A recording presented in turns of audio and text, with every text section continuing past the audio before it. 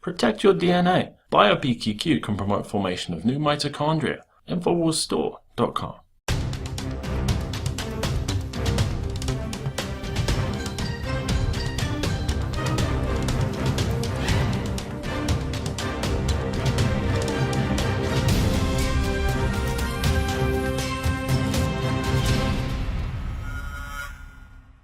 Welcome to the Infowars Nightly News. It is Tuesday, May 5th, 2015, and I'm Leanne McAdoo. Here are tonight's top stories. Tonight, the computers are listening. How the NSA converts spoken words into searchable text. Plus, if the economy is really improving, then why are big U.S. retailers permanently shutting down thousands of stores? That's coming up next on the Infowars Nightly News.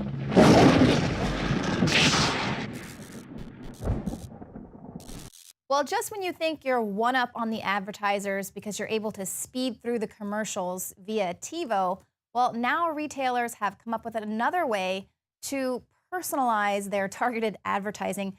They're going to talk to you through light bulbs. That's right. We were just crazy conspiracy theorists a few years ago, but now GE has been developing smart LED light fixtures that are going to take this personalization up a notch. Now, the light bulbs will transmit a code in the light using visible light communication technology, and it's going to communicate directly with smartphones through phone cameras. Now, this technology can pinpoint almost exactly where you are. They say it's better than Bluetooth, RFID, or GPS. So when you're walking down the aisle in a store and you've got a bunch of options there, your phone is going to start sending you coupons or product information tied to the products that are on a specific shelf. So they say that the lights are already being tested at 2 big outlet stores, and GE expects a complete rollout by early next year. As well, GE, who is heavily invested in data analytics, they're also currently testing the same technology in street lights in San Diego and Jacksonville, Florida. So there you go. We were crazy conspiracy theorists for telling you that that's what this smart technology is actually all about, targeted advertising. It's not to save the world, as they kind of push that out there. But it's not just light bulbs that are listening to you. And, you know, our audience out there, you guys know this. It's also your computer. And just how is the NSA listening to you through your computer? I mean, most people realize that emails and other digital communication is being siphoned up. It's part of the whole NSA data collection. But now even the words that you speak are being analyzed. It's not so private anymore, so your words really can be held against you. Now, The Intercept is reporting that the NSA can now automatically recognize the content within phone calls. They're creating rough transcripts and phonetic representations that can be easily searched and stored. These documents also show that NSA analysts were celebrating the development of what they called Google for Voice nearly a decade ago. Now, they also point out that even the pending USA Freedom Act is not even going to address this because most of our politicians aren't even aware that this is there. One reason could be because The Intercept is very slowly leaking out the documents that Edward Snowden provided to them, which is perhaps why they haven't been able to put this in their new bill. But they say even if this becomes law, the bill would leave in place a multitude of mechanisms that scoop up vast amounts of innocent people's text and voice communications in the U.S. and around the world. But you know what? It's for our safety. So why are we complaining? We've got nothing to hide. So what are we worried about? It's for our safety. It's to stop the terrorists, right? Well, once again, that surveillance has failed. It failed to stop, yet again, another terrorist attack. Now, we reported how one of the 2 Garland shooters was already under surveillance by the FBI. So it's not like they were just scooping up a bunch of random text and voice communication and trying to decipher it. They were specifically surveilling. This guy was under surveillance. Obviously, this once again fits the narrative that the FBI is behind most domestic terror plots. But if anything, it shows what an absolute joke mass surveillance is.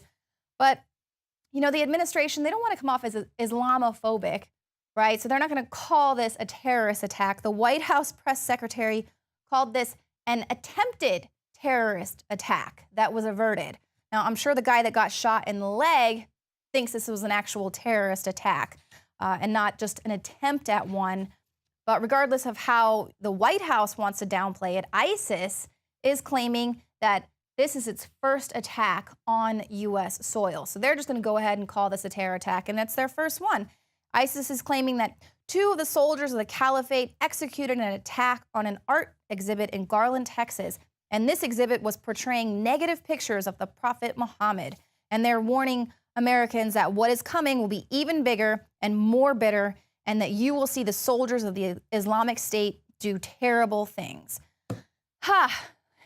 And these are the people that we are not supposed to be offending.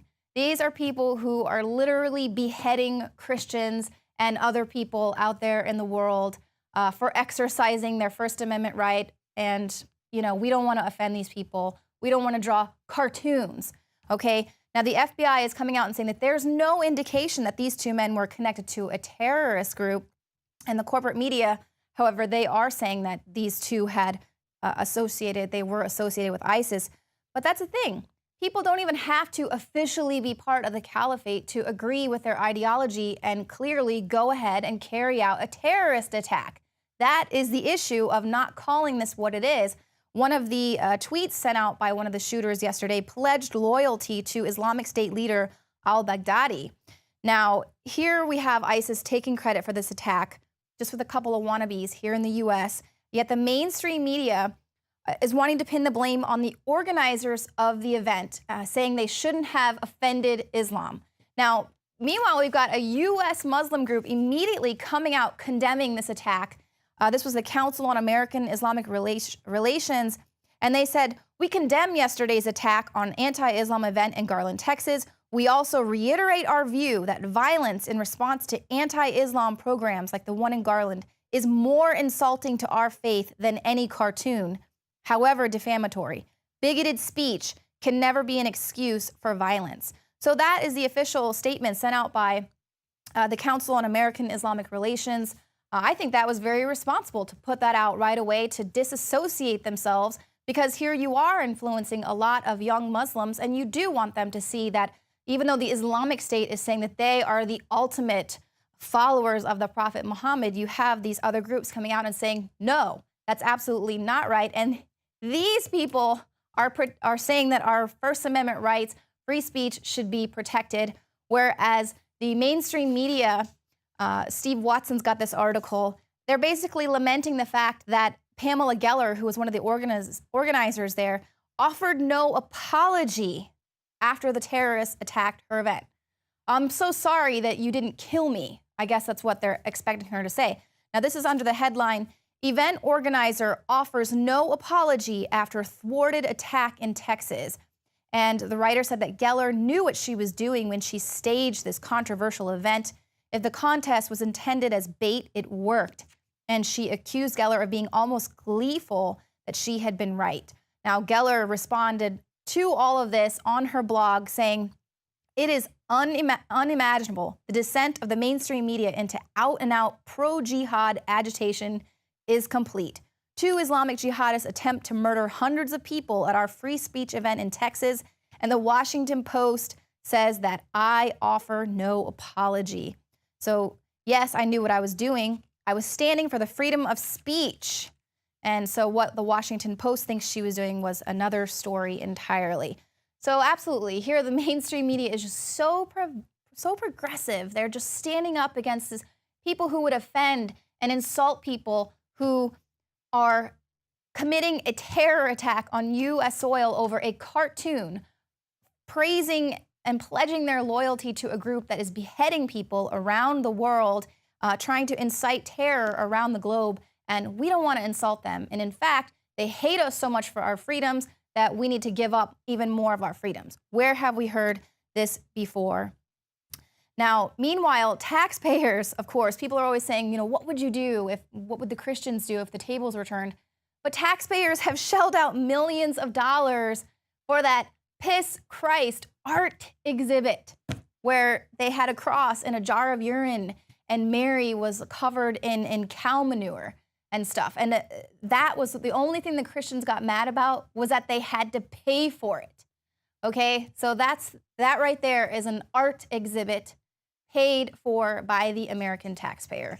So there it is right there. It's total lunacy, and we're seeing right through it. Now, coming up, David Knight is going to be joining me in studio. We're going to be talking a lot about the economy, some really big news going on with the Trans-Pacific Partnership. And then Alex Jones will be in studio closing out the show. So stick around.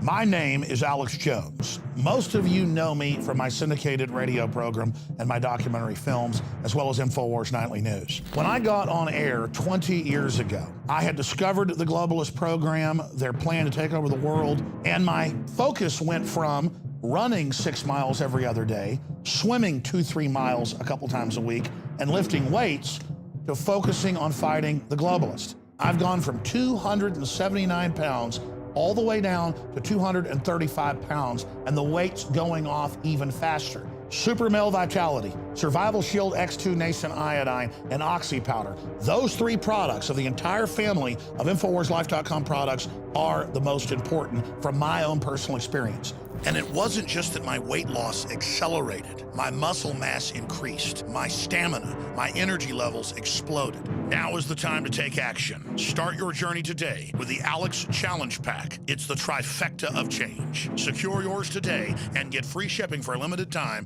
at InfoWarsLife.com or 888-253-3139.